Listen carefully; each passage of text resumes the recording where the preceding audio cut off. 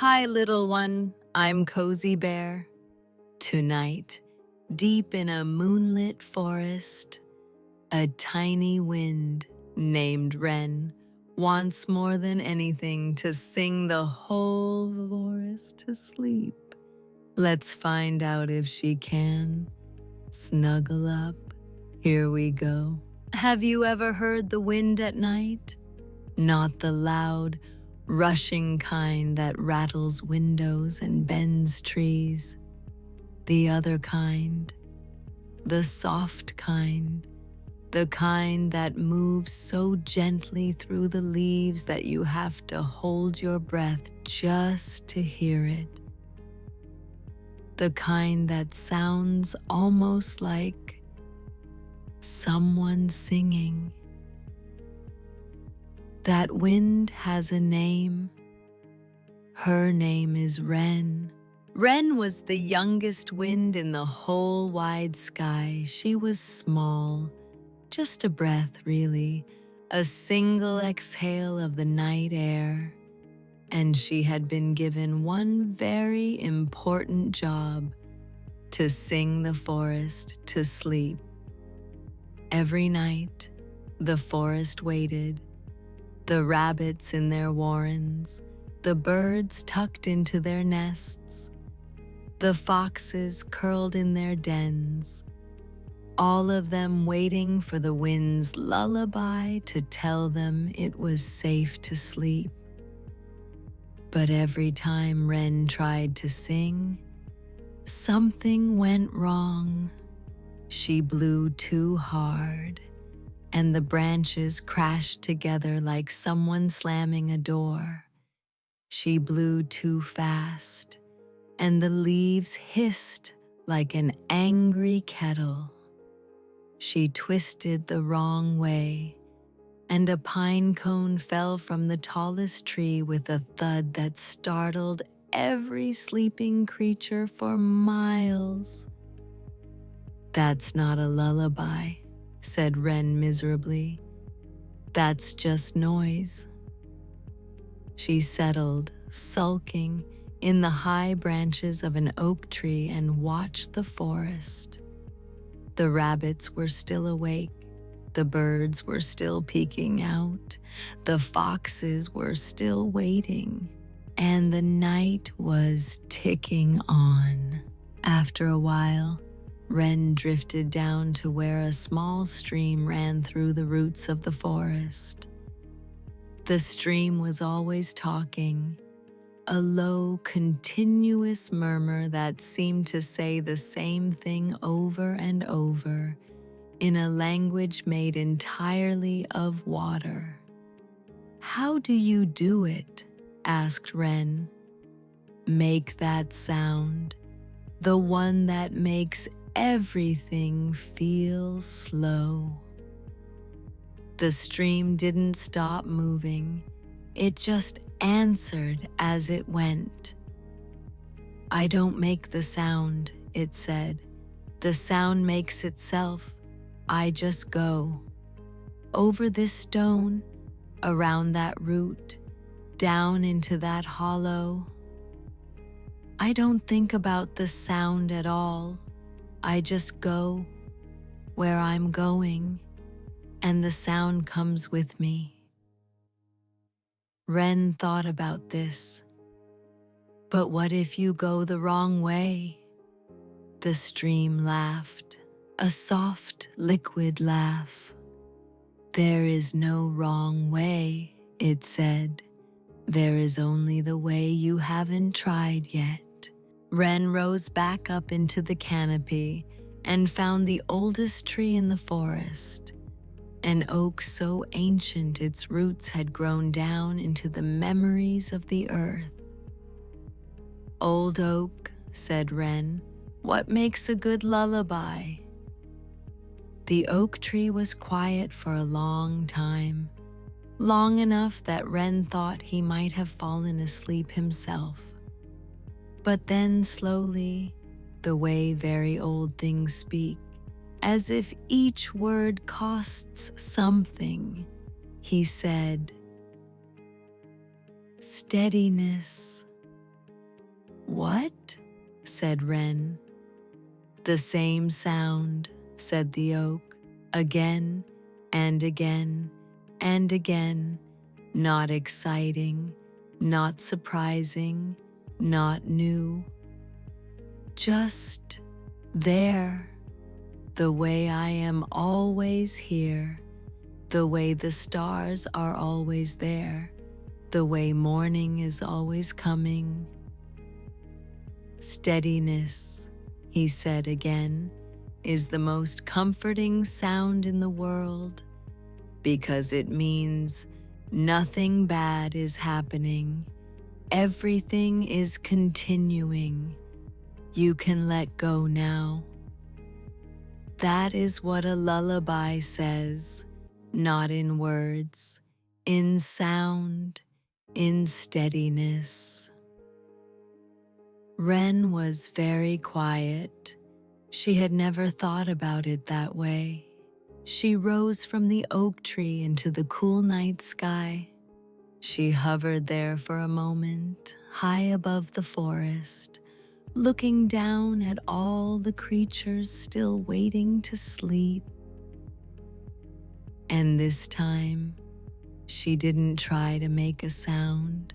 She just moved slowly, not rushing anywhere, not trying to be impressive, not trying to be anything at all, just moving the way the stream moved, following where she was going without deciding where that was. She slipped through the top branches of the tallest pine, a soft, long sound, like breathing out.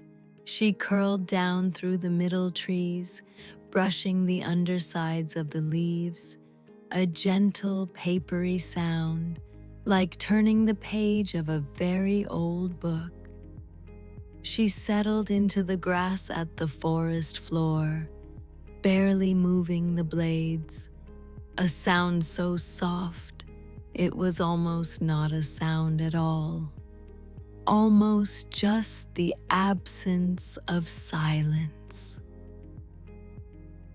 She did it again and again, the same path, the same sounds, again and again, steady, unhurried.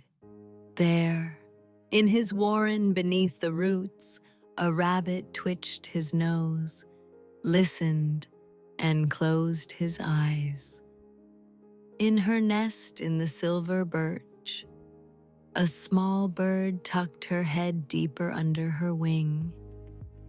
In their den at the forest edge, two fox cubs pressed closer together, their breathing slowing to match the rhythm of the wind.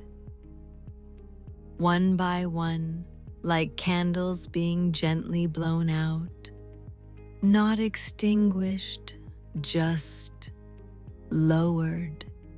The creatures of the forest let go of the day. Their breathing deepened, their bodies softened, their minds drifted from the particular to the general, from this thought, this worry, this thing, to just the sound of the wind, steady, soft, there. Wren kept going, the same path, the same sound, over and over, like a heartbeat, like breathing, like a promise that everything was all right. When the last creature had finally stilled, a young hedgehog who had been fighting sleep with particular determination, Wren slowed. She drifted up into the high branches of old oak and rested there, not blowing, not moving, just resting in the way that wind rests, which is not quite stillness, but the possibility of stillness. "Did I do it?" she asked quietly. The oak rustled, just slightly, the way he did when he was pleased. "Listen," he said. Wren listened. The forest was breathing, every creature in it, from the smallest mouse to the oldest badger, breathing in the same slow rhythm. In, out, in, out. "That's your lullaby," said Old Oak softly, "still going, even after you've stopped." Wren felt something she had never felt before. Not pride, exactly. Something quieter than pride. Something more like belonging. She had done what she was made to do, and it was enough, more than enough. It was everything. The forest slept on. The stream kept talking to itself in its low, looping way. The stars kept their ancient watch. The moon moved slowly across the top of the sky, trailing its long silver light over the sleeping trees. And Wren rested in the oak, still as wind can be, content as wind can be. Can you hear her, little one? That soft sound just outside your window, moving through whatever is there, leaves or rain or the quiet night air.